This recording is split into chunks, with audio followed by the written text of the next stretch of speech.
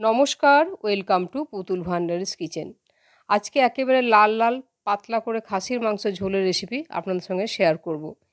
এরকম যদি একটা খাসির মাংস ঝোল থাকে তাহলে রবিবারে দুপুরবেলা খাওয়াটা একেবারে জমে যাবে। যারা খাসির মাংস খেতে ভালোবাসেন তারা তো জানেনই, খাসির মাংস যেমনভাবেই রান্না করা হয় খেতে একেবারে দুর্দান্ত লাগে। তা আমি খাসির মাংস যেভাবে রান্না করছি সেই রান্নাটা আপনাদের সঙ্গে শেয়ার করছি। এইভাবে যদি রান্নাটা করেন, খুব সাধারণ সহজ পদ্ধতিতে রান্নাটা করব, খেতে একেবারে অপূর্ব স্বাদের হয়। তা মাংস রান্না করবার জন্য এখানে আমার 500 গ্রাম খাসির মাংস আছে।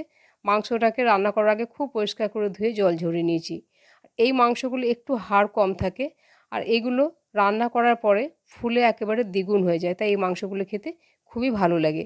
এখন আমি আসছি রান্নায়। কড়াই বসিয়ে দিয়েছি, গ্যাস অন করে দিয়েছি, দিয়ে দিচ্ছি প্রায় টেবিল চামচের 4 চামচ মতো দিয়ে দিলাম সর্ষের তেল। তেল যখন ভালো গরম হয়ে যাবে আমি মাংসের মধ্যে আলু দেবো। তাই 3টে মাঝারি সাইজের আলুকে 2 টুকরো করে কেটে নিয়েছি। কেটে রাখা আলুটা দিয়ে দিলাম। সামান্য 1 চিমটি পরিমাণে দিয়ে দিচ্ছি হলুদ। এখন আলুটাকে নাড়াচাড়া করে খুব ভালো করে ভেজে নিতে হবে। আমাদের বাড়ির সকলেই মাংস থেকে মাংস ঝোলের আলুটা খেতে খুব ভালোবাসে, তাই আমি এই আলুটা দিয়েছি। আপনারা যদি আলু ছাড়া করতে চান তাহলে আলুটা বাদ দিয়ে দেবেন। আলুটা একেবারে লাল লাল করে ভেজে নিতে হবে, তা নাহলে কিন্তু আলুগুলো রান্না করার পরে গলে যাবে। আর আলু যদি ভেঙে যায় তাহলে কিন্তু মাংসের ঝোলটা খেতে ভালো লাগবে না। আলুটা যখন এরকম ভাজা হয়ে গেছে তখন আমি আলুটা তেল থেকে তুলে নিচ্ছি।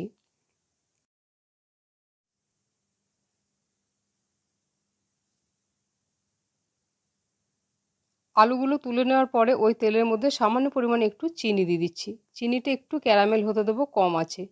চিনিটা যখন ক্যারামেল হয়ে আসবে একটা শুকনো লঙ্কাকে 2 টুকরো করে ফোড়নে দিলাম, একটা তেজপাতা দিয়ে দিলাম 2 টুকরো করে, কিছু গোটা মশলা দিচ্ছি, গোটা জিরে, গোটা গোলমরিচ, ছোটো এলাচ, লবঙ্গ, একটুখানি জায়ফল আর জয়িত্রী, এটা আমি ফোড়নের মধ্যে দিয়ে দিচ্ছি। এই ফোড়নটাকে কয়েক সেকেন্ড একটু নাড়াচাড়া করব যতক্ষণ না ফোড়নটা থেকে সুন্দর একটা গন্ধ বেরোয়। বেশ কিছুক্ষণ নাড়াচাড়া করে নিয়েছি। 2টো বড় সাইজের পেঁয়াজ এইভাবে ঝুড়ি ঝুড়ি করে কেটেছিলাম, কুচানো পেঁয়াজটা দিয়ে দিচ্ছি। পেঁয়াজটা দেওয়ার পরে সামান্য পরিমাণে একটু নুন দিয়ে দেবো, তাহলে পেঁয়াজটা খুব তাড়াতাড়ি নরম হয়ে যাবে আর পেঁয়াজটা পুড়েও যাবে না।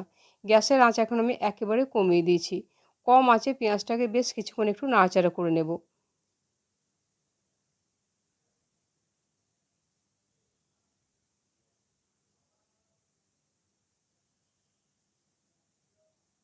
বেশ কিছুক্ষণ এইভাবে নাড়াচাড়া করার পরে এখন আমি এটাকে 2 মিনিটের জন্য ঢাকা দিয়ে রাখবো, তাহলে পেঁয়াজটা বেশ ভালোভাবে নরম হয়ে যাবে। এখন আমি মশলা একটা তৈরি করে নেব। তার জন্য এখানে আমি মশলা রেডি করে নিয়েছি। প্রায় 1.5 ইঞ্চি পরিমাণে দিয়েছি আদা, এখানে দিয়েছি চা চামচে হাফ চামচ পরিমাণে দিয়েছি গোটা গোলমরিচ, একটা ছোট্ট সাইজের পেঁয়াজ দিয়েছি আর একটা গোটা রসুন এভাবে ছাড়িয়ে নিয়েছি, 2টো শুকনো লঙ্কা দিয়েছি। এই মশলাটা মিক্সিতে খুব মিহি করে পেস্ট করে নেব। পেঁয়াজটা আমি 1-1.5 মিনিট ঢাকা দিয়ে রেখেছিলাম, এখন ঢাকাটা খুলে দিচ্ছি। ঢাকাটা খুলে পেঁয়াজটাকে নাড়াচাড়া করে খুব ভালো করে ভেজে নেব। তেলের মধ্যে সামান্য একটু চিনি দিয়ে যদি ক্যারামেল করে নেওয়া হয় তাহলে মাংস ঝোলের রঙটা খুব ভালো হয়, কাশ্মীরি লঙ্কার গুঁড়ো দেওয়ার প্রয়োজন হয় না। দেখুন পেঁয়াজের রঙটা কত সুন্দর হয়েছে। যে মশলাটা আমি পেস্ট করে রাখলাম সেই পেস্ট করে রাখা মশলাটা দিয়ে দিচ্ছি, আর ওই মিক্সির জারটা ধুয়ে কিছুটা পরিমাণে এখন জল দিয়ে দিচ্ছি। এখন গুঁড়ো মশলা দেবো। চা চামচে 1 চামচ দিয়ে দিচ্ছি ধনে গুঁড়ো, আর চা চামচের 1 চামচ দিয়ে দেবো জিরে গুঁড়ো, আর চা চামচের 1 চামচ দিয়ে দিচ্ছি হলুদের গুঁড়ো। এখন একেবারে মাংসর পরিমাণ বুঝে, ঝোলের পরিমাণ বুঝে নুনটা আমি দিয়ে দিচ্ছি। ঝালের জন্য খুব সামান্য চা চামচে হাফ চামচ পরিমাণে দিচ্ছি শুকনো লঙ্কার গুঁড়ো। একটা বড় সাইজের টমেটো কেটে রেখেছিলাম, কেটে রাখা টমেটোটা দিয়ে দিচ্ছি। এখন এই মশলাটাকে নাড়াচাড়া করে খুব ভালো করে কষিয়ে নেব।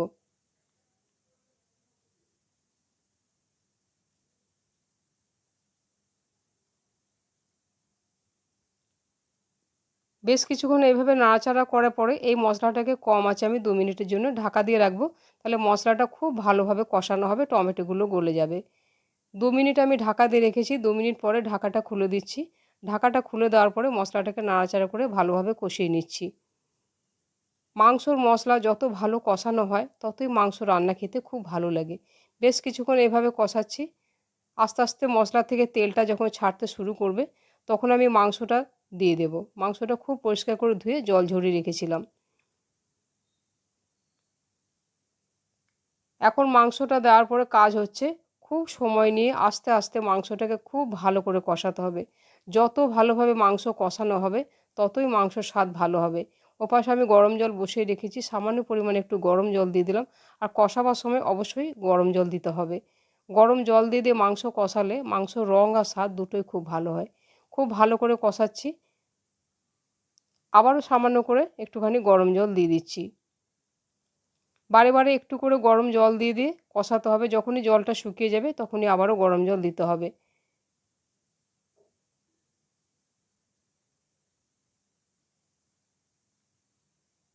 দুবার গরম জল আমি দিলাম, আবার সামান্য একটু গরম জল দিয়ে দিচ্ছি। এইভাবে আমি 3বার গরম জল অল্প অল্প করে দিয়ে মাংসটাকে খুব ভালো করে কষাচ্ছি। প্রায় 15-20 মিনিট আমি মাংসটাকে কষিয়ে নিয়েছি। দেখুন মাংসগুলো কষানোর পরেই কত মাংসগুলো ফুলে গেছে। এই মাংসগুলো রান্না করার পরে একেবারে দ্বিগুণ হয়ে যায় আর খেতেও খুব ভালো লাগে। খুব ভালো করে কষিয়ে নিয়েছি, আস্তে আস্তে মাংসটা থেকে তেলটা ছাড়তে শুরু করে দিয়েছে।